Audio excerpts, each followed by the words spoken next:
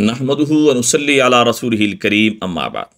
جو مرد عورت نماز شروع کرتے وقت یہ 6 غلطیاں کر دے یا ان میں سے کوئی ایک غلطی بھی کر لے، اس کی نماز نہیں ہوگی، نماز دوبارہ لٹانی پڑے گی، جس میں سے پہلا کام ہے تکبیر تحریمہ کہنا، یعنی نماز شروع کرتے وقت اللہ اکبر کہنا۔ بھولے سے جان بوجھ کے یہ غلطی وہ کر گیا، اس کی نماز نہیں ہوگی۔ نمبر 2، قیام کرنا بلا کسی عذر کے، بلا کسی مجبوری کے، بیماری کے۔ اگر اس نے بیٹھ کر نماز پڑھی، کوئی بھی ہے، اس کی نماز نہیں ہوگی، دوبارہ ادا کرنی پڑے گی۔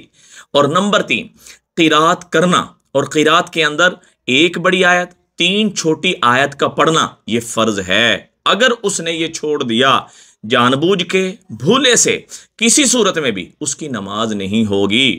اور نمبر 4، رکوع کرنا۔ اگر وہ بھول گیا، بے دہانی میں تھا، نیند اس کو آ گئی، کوئی بھی وجہ بن گئی، رکوع رہ گیا، تو سمجھ لو اس کی نماز نہیں ہوگی، اسے دوبارہ نماز ادا کرنی پڑے گی۔ اور اسی طرح 2 سجدے اگر چھوڑ دیے یا 2 سجدوں میں سے 1 سجدہ چھوڑ دیا، پھر بھی اس کی نماز نہیں ہوئی، دوبارہ لوٹائے گا۔ اور نمبر 6، آخری قعدہ میں اتحیات میں بیٹھنا وہ بھول گیا، 5ویں کے لیے کھڑا ہو گیا، تو اس کی نماز نہیں ہوگی، دوبارہ لٹانی پڑے گی۔